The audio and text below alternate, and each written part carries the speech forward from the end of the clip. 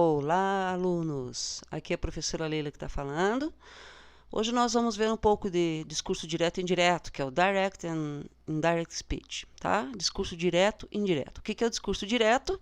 É a fala exatamente do modo que a pessoa está ali se expressando. Então, quando você lê um livro que tem aqueles travessões e o diálogo e o modo como a pessoa falou, aquilo é o discurso indireto, né? Aqui, na verdade, teria um travessão, se a gente fosse representar num diálogo, né? Então, a primeira situação é quando você apresenta a fala no tempo presente simples, então o discurso indireto vai ficar no passado.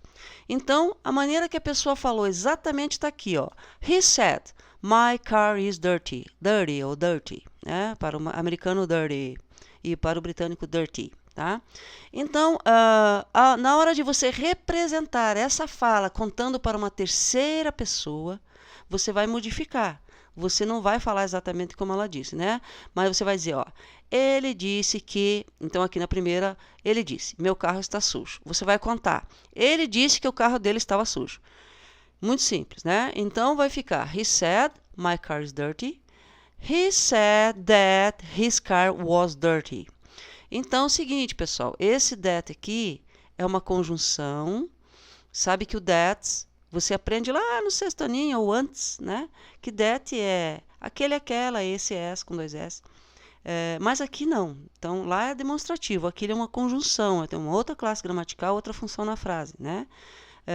Então, aqui, você, para saber discurso direto e indireto, você tem que ter uma bagagem de conhecimento do presente, passado e futuro, simples, dos compostos, tanto os perfeitos, present, past, perfect, você tem que saber os contínuos, senão você não consegue entender isso aqui. Então, primeiro passo, se você não sabe os tempos verbais, volte e estude os tempos verbais primeiro, depois volte para estudar o discurso direto e indireto, senão você vai se bater muito. Então, aqui, a primeira situação é essa. Simple present, ele se transforma em simple past. Aqui está, ó, o present, aqui, ó, present, no to be, no tempo presente simples. E na hora de você contar, você vai usar o passado simples do verbo to be. Muito simples isso aqui, ok, pessoal? Então, ele disse que o carro dele estava sujo. Então, aqui o his car é o dele, né? Que, na verdade, no Brasil a gente usa errado, né? A gente não fala o seu carro. Ele disse que o seu carro estava sujo. A gente vai falar assim, ele disse que o carro dele estava sujo, né? Assim que a gente fala aqui. Mas aqui a tradução bem bonitinha, correta, seria ele disse que o seu carro estava sujo. Outra situação aqui. She said, ela disse, I want to leave now. Eu quero sair agora. Na hora de você contar isso para alguém. She said... that opcional. She said she wanted to leave in that moment. Então, não é mais agora. Então, quando diz assim, eu quero sair agora, quando você vai contar, já passou um dia, um mês, uma hora, um ano, 10 anos, né? Então, você vai contar diferente. Você vai contar, ela disse que ela queria sair naquele momento. Então, she said that she wanted to leave in that moment. Tá? Então, aqui, o advérbio você vai ter que modificar.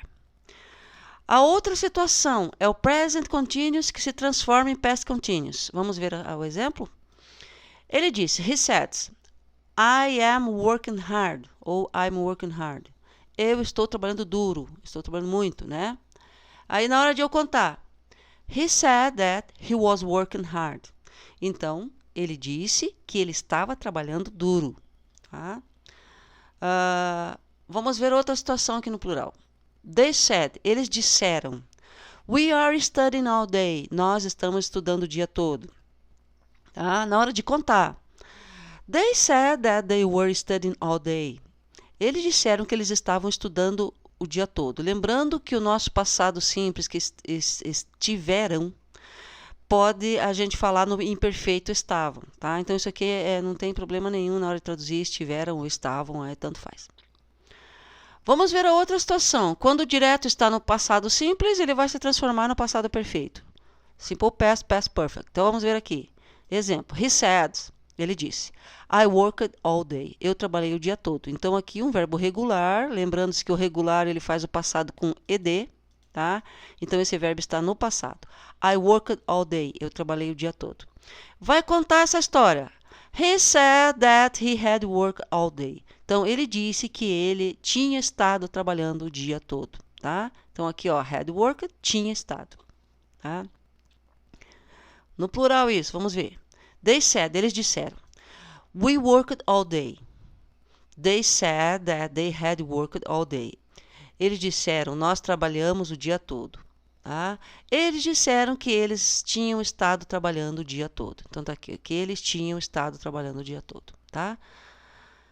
Vamos ver então, aqui está a tradução, né? Vamos ver aqui a outra situação.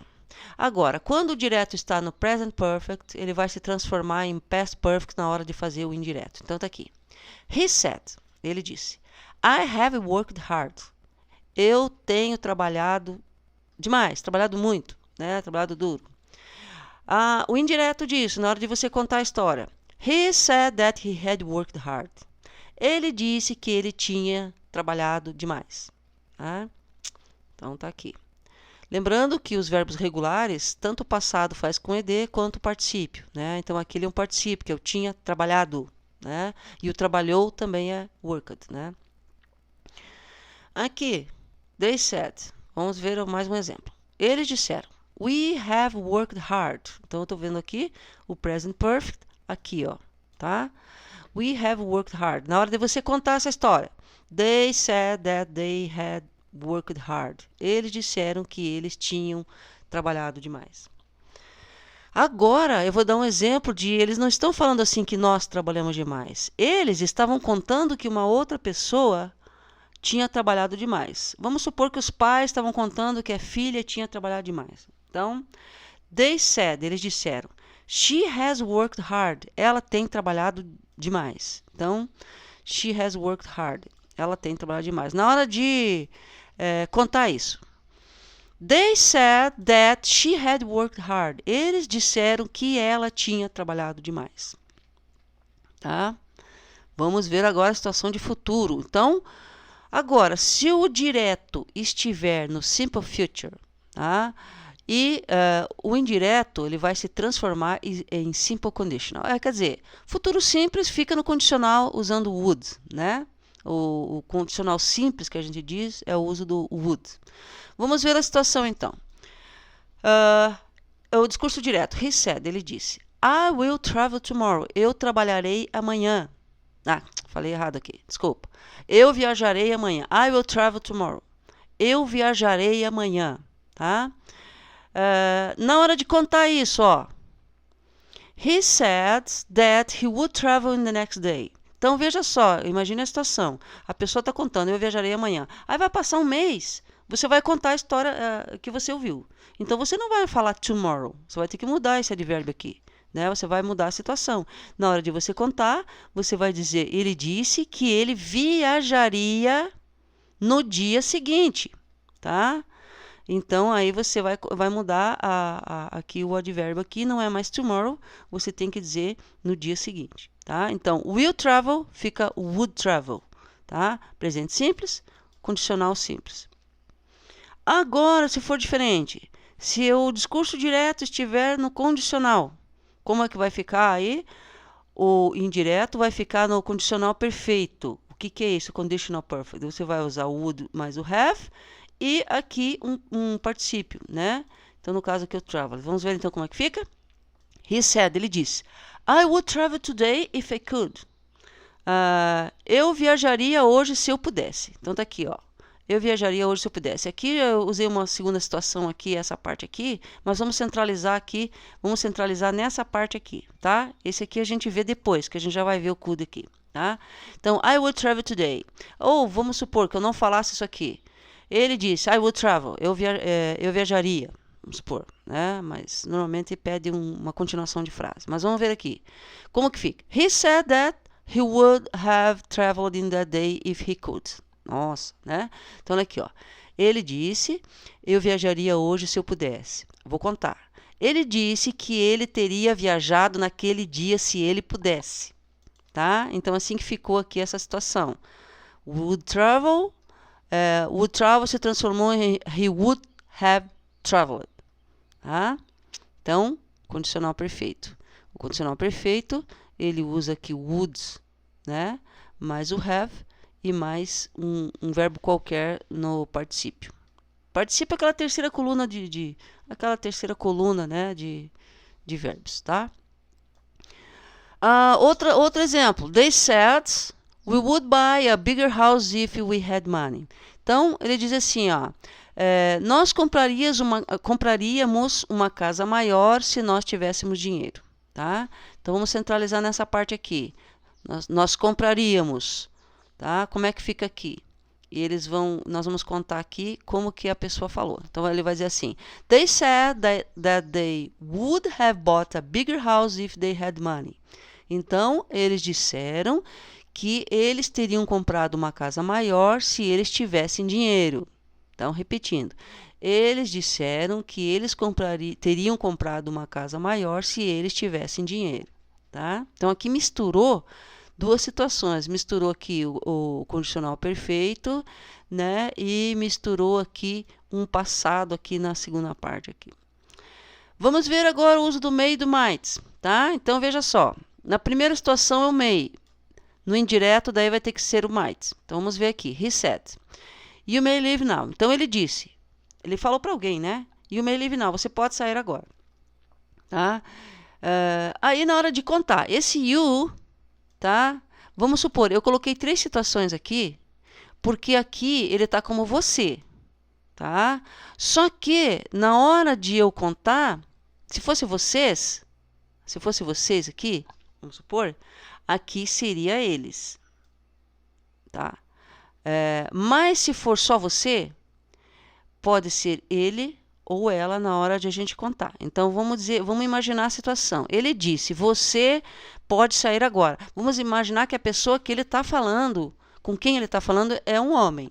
Então, ele vai dizer, he said that he might leave in that moment. Então, você pode sair agora. E aqui, ele disse que ele poderia sair naquele momento. He said that he might leave in that moment. Ele disse que ele poderia sair naquele momento. Vamos imaginar agora que esse you, esse você aqui, não é um homem, é uma mulher. Ele disse para ela.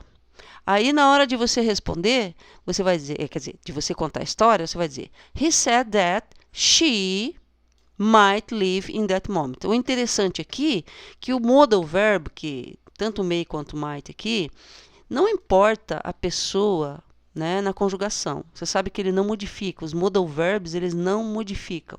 Tá? Então, não importa se é they, se é he, se é she, ele vai continuar might. Da mesma maneira, o may lá em cima, ele também continua may. Tá? Se aqui tivesse um S, fosse vocês, esse you fosse plural, tá? Vocês podem sair agora. Aí você usaria o they aqui. He said that they might live in that moment.